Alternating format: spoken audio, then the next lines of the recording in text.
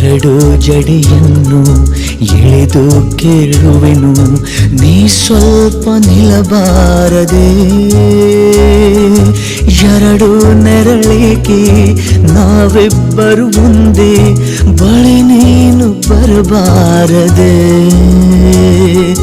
ನೀ ದೂರ ನಿಂತಾಗ ಬಾಯೊಂದು ನಾನಿನ್ನ ಕೂಗೋದೆ ಚಟವಲ್ಲವೇ.